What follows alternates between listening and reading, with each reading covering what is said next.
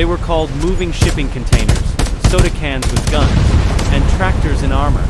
Yet these machines won wars, saved lives, and redefined what a tank could be. Welcome to the full story of U.S. armor. World War I and the earliest attempts.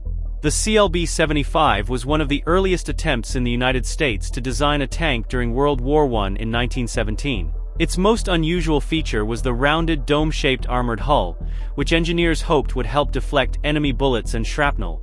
However, the design proved impractical. The tank was extremely slow and difficult to operate on rough terrain. Because of these limitations, the project was quickly abandoned in favor of more practical tank designs. Holt gas-electric tank.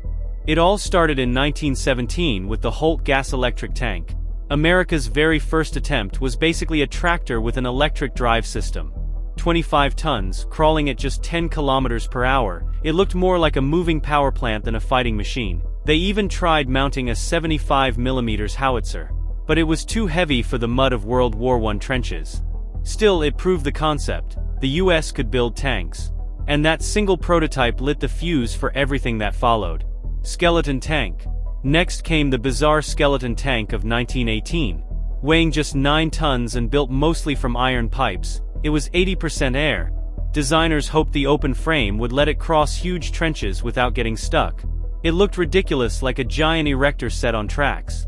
The war ended before it could prove itself in combat, but it showed how creative American engineers could get when they needed to solve a problem. Ford 3-ton M1918. Then Ford gave us the 3-ton M1918, the Model T of tanks. Just 3 tons, 2 Ford car engines, armed only with a .30 machine gun. It was cheap, simple, and meant to be built by the thousands to swarm the enemy. 15 were made, but the war ended before mass production. Ford literally tried to turn the entire auto industry into a tank factory overnight. M1917 light tank. The first real success was the M1917 light tank, America's licensed copy of the French Renault FT, 7.25 tons, 37mm gun. It became the backbone of early US armor and stayed in service for over a decade. Simple, reliable, and it finally gave American crews something that actually worked in battle. Mark 8 Liberty. By 1920 came the Mark 8 Liberty, a 39-ton British-American monster that could span wide trenches. But its size made logistics a nightmare. It was the last of the World War I giants, and the perfect bridge to the interwar experiments. Interwar period. Medium tank M1921. These early machines taught one clear lesson: size and simplicity matter. Now designers started thinking smarter. The medium tank M1921 brought the first fully rotating turret, a revolution that every future tank would copy. And just to push the limits, they even tested a crazy cable suspension system. It was supposed to smooth the ride, but mostly gave mechanics headaches. Still, it showed America was experimenting hard. T2 medium tank. The T2 medium tank of 1930 was America's first serious attempt at a true medium tank, featuring a 37mm gun and surprisingly thick armor for its 15-ton weight limit. It performed well in trials thanks to a powerful Liberty aircraft engine, but the project was quietly cancelled during the Great Depression when Walter Christie's revolutionary high-speed designs stole the Army's attention. T1 Christie Light Tank Series. Walter Christie's designs changed everything.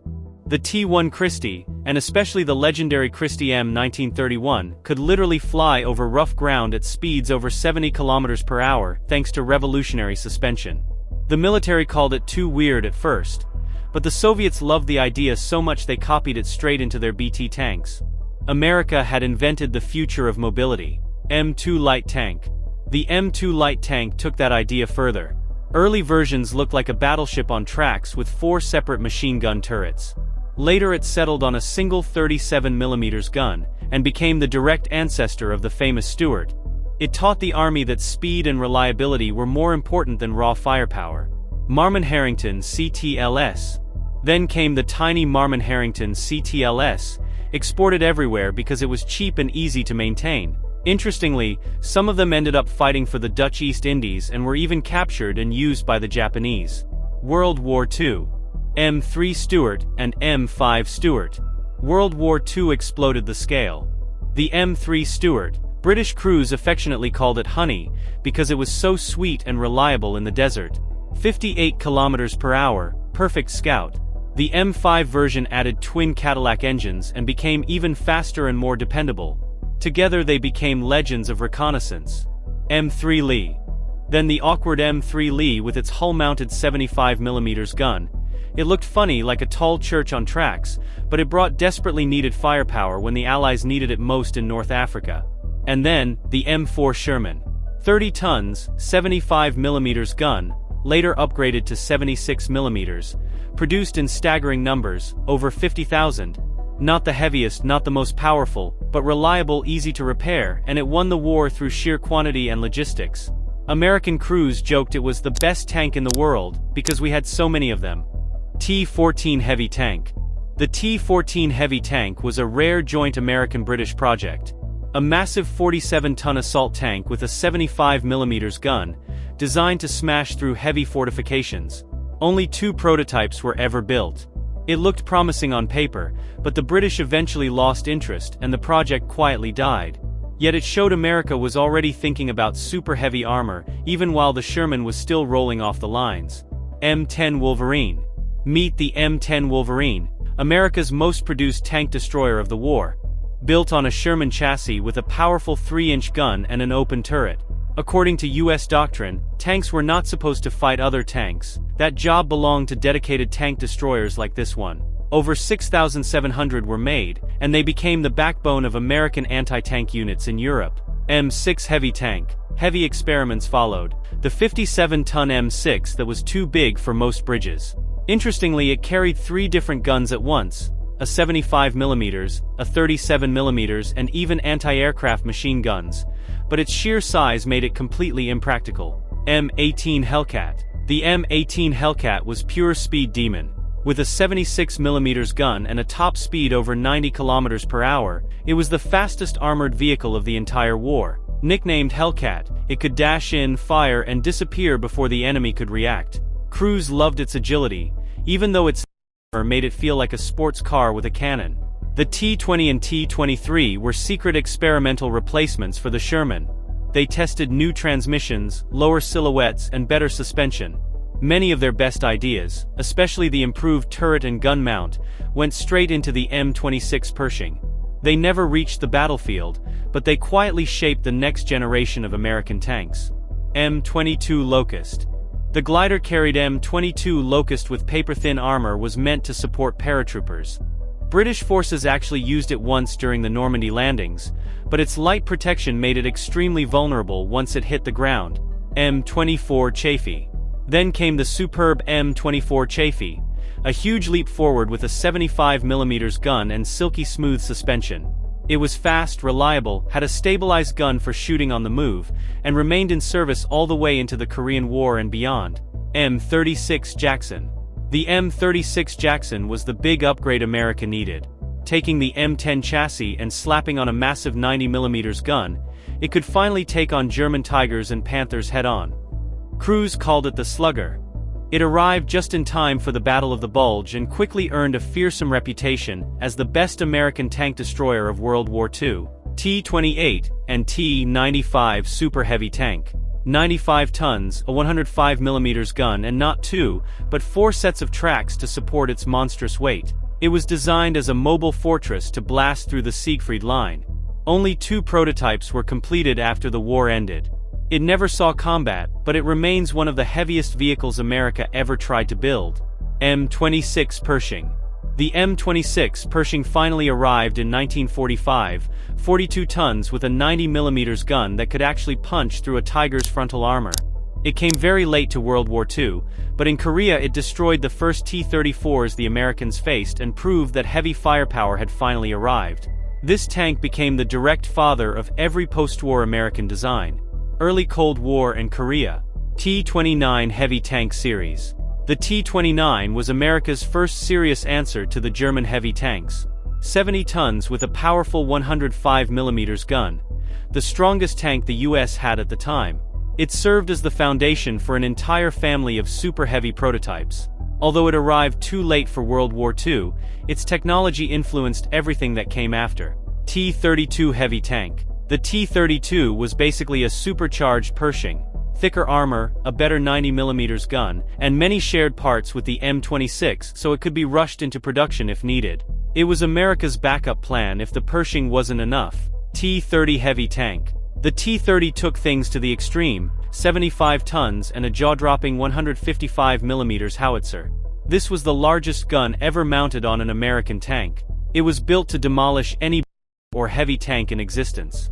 Prototypes were finished in 1947, but by then the Army had decided mobility was more important than raw size. T-34 heavy tank. The T-34 was the final evolution of this heavy family, a huge 120mm gun taken from anti-aircraft cannons and mounted on a massive turret. It was nicknamed the Super Pershing for the Cold War era. Enormous, intimidating, and never put into series production, but its gun and armor ideas lived on in later designs. M46 Patton. Post-war the Patton era began. The M46 Patton was the first tank named after General George Patton, an improved Pershing with a much better engine. It served as the main battle tank during the Korean War. T-42 medium tank. The T-42 was a short-lived prototype whose turret was so good that the Army literally stole it for the M47 Patton. The hull wasn't great, but that turret became legendary. M41 Walker Bulldog. The M41 Walker Bulldog followed, a fast, agile 25-ton light tank with a 76mm gun. Crews loved it because it was easy to drive and incredibly quick. M47 Patton.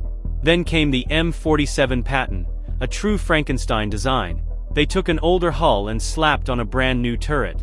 It was rushed into production during the height of the Cold War because America needed tanks fast.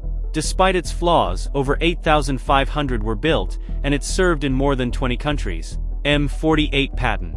The M48 Patton became the true icon of the Vietnam era. Rounded turtle hull and turret for excellent protection. T-95 medium tank. The T-95 was a high-tech playground. Smoothbore 90mm gun, composite armor, and an experimental autoloader. Although the project was cancelled, almost every major innovation went directly into the M1 Abrams years later. M1A2 heavy tank. The M1A2 heavy tank was America's last true heavy, 57 tons with a massive 120mm gun designed to snipe Soviet tanks from long range. It required a 5-man crew and was so big that it could barely cross some European bridges. Only a few hundred were built, marking the official end of the heavy tank era in the U.S. Army. Late Cold War and Vietnam. M60 Patton. America's first real main battle tank. 52 tons, 105mm gun and decades of upgrades. It was the Cold War workhorse that served from Europe to Vietnam, and even saw action in the 1991 Gulf War after multiple modernizations. T-92 light tank. The T-92 was an ultra-low-profile light tank designed to be airdropped. It looked almost sci-fi with its tiny silhouette and powerful gun. The Army loved the idea, but it was eventually dropped in favor of the more practical M551 Sheridan. M551 Sheridan. The wild M551 Sheridan was 15 tons of aluminum hull that could be dropped from planes and fire both shells and guided missiles. Crews loved the speed, until they realized it was basically a soda can with a gun. Futuristic experiments came next.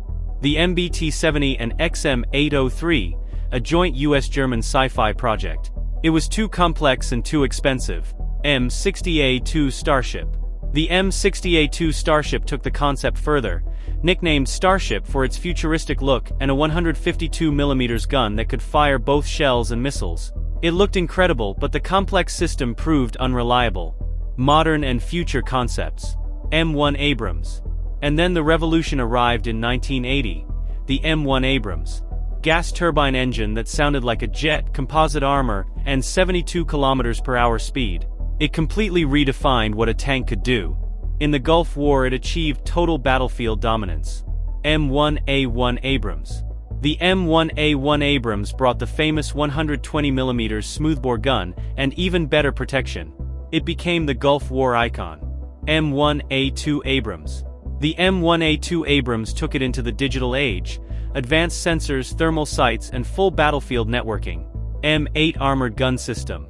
The cancelled M8 Armored Gun System showed the dream of a light, airdroppable 105mm tank with modular armor. It was specifically designed for the 82nd Airborne Division, so they could finally have real firepower after jumping out of planes. M10 Booker. Today we have the M10 Booker, the newest addition to the arsenal. 40 tons, 105mm gun, designed specifically to give infantry heavy fire support. It is the first new American armored vehicle in decades built purely for mobile protected firepower. Abrams X. And the future is already rolling. The Abrams X demonstrator brings a hybrid electric engine, unmanned turret and 10 tons less weight. It's so quiet on electric mode that it can literally sneak up on enemies like a ghost on the battlefield. From tractors to hybrid unmanned monsters, American tanks succeeded not because they were always the strongest on paper, but because they were reliable, produced in huge numbers when it mattered, and constantly improved. The lesson history teaches us is simple: evolution never stops. Which American tank surprised you the most and why? Let me know in the comments below. If you enjoyed this deep dive into the evolution of US armor, hit that like button, subscribe, and turn on notifications so you don't miss the next video in the series. Thanks for watching, and I'll see you in the next one.